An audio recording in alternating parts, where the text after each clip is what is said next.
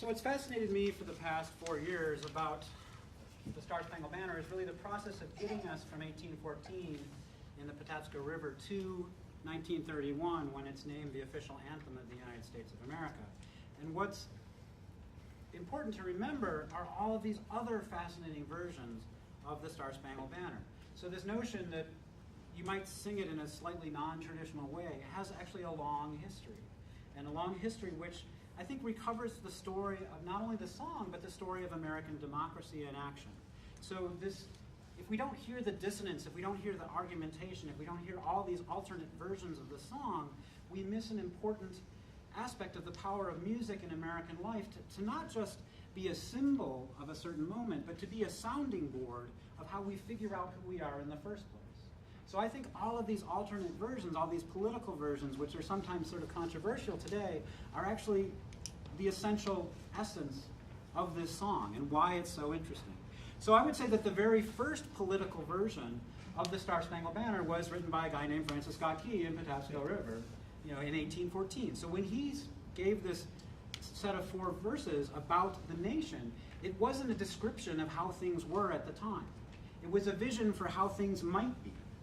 And part of the reason why we still celebrate this song is because it happened to work out that way, largely, right? We got this strong central federal government. We got this sort of notion of patriotism that united this huge land. So it's not that the song sort of reflected the reality was there, rather it sort of predicted successfully where we ended up to a large extent.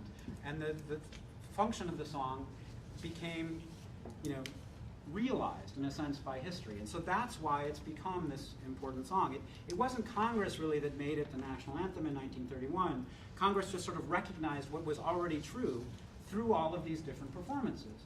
And the thing that really animated this, and I think sort of embedded it deeply into the American cultural consciousness, were all these alternate lyrics, largely around the Civil War. So that was a moment, when the Star-Spangled Banner as a representative of the Union was very much in question. And so the Confederacy wrote a bunch of sort of parody lyrics mocking the flag, using the tune. The North wrote a bunch of lyrics calling for unity, so calling for the end of secession, sort of mocking the South, but also praising the land and calling, in one case, that we'll hear in a second, for the freeing of the slaves. So this use of the tune for political purposes predates Key. We heard the song for the French Revolution, right? We heard the song for President John Adams. Then we hear Francis Scott Key writing his own song, again, for sort of a political purpose, calling for unity, okay? Calling for a sense of pride and a sense of strength that wasn't there until later, until sort of the pivotal Second War of Independence that is the War of 1812. So what we're going to do now is hear 4 different political parodies of this tune.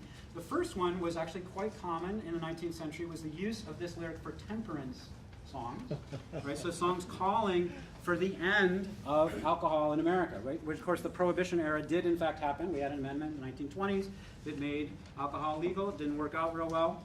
But this song, again, in its growing associations with the nation, became a way that you could call for change.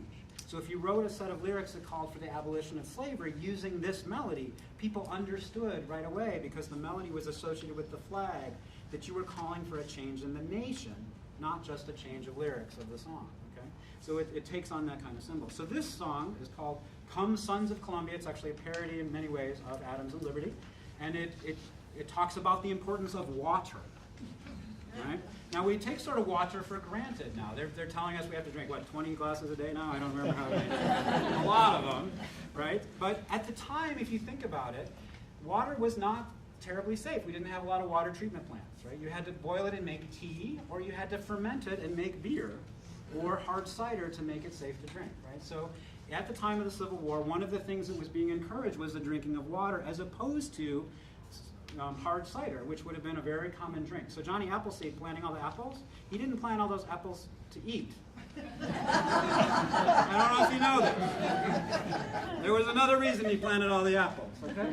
So this was a women's rights issue, right? Because at the time, if you were a woman, if you were a mother, your husband, or the man, your brother, was your entree into society, was your connection to the public sphere, right? Women were supposed to stay in the domestic sphere. So if your brother or your husband was a drunk, right? It was an issue of women's rights. And so what became the suffrage movement actually starts in the 19th century as a temperance movement, and they both come to fruition, women getting the right to vote and prohibition basically at the same time.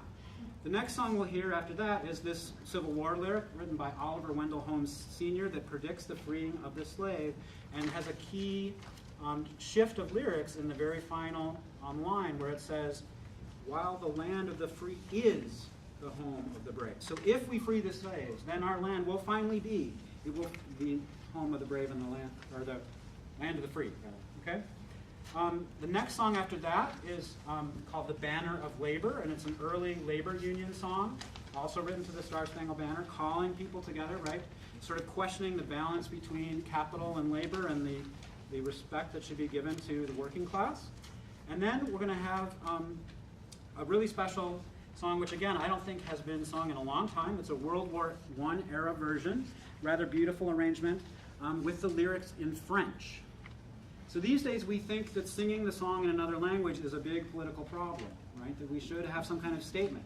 In fact, the government intentionally translated into other languages throughout its history. Starting in the Civil War, when we wanted the Hessian troops that England had sent over, their descendants to fight for the Union side, we translated the banner into German. We've translated into Czechoslovakian, we've translated into Norwegian, we've translated into Spanish many, many times. So in World War I, this is a pivotal moment for the use of national anthems really around the world, right? You have a world war, or at least a European cultural sphere war, and one of the ways you motivated your allies to join this world effort is you started singing national anthems. And so at this time, American music educators tried to basically get school kids all around the nation to sing the Belgian national anthem, the Italian national anthem, the French national anthem, and the English national anthem, and oh, by the way, our national anthem. And so that's where we created this service version that we'll end the concert with, is right at the same time. But this version is actually in French and was, again, an attempt to get America, which was in an isolationist stance, to finally pay attention to its sort of responsibility to what was happening in Europe.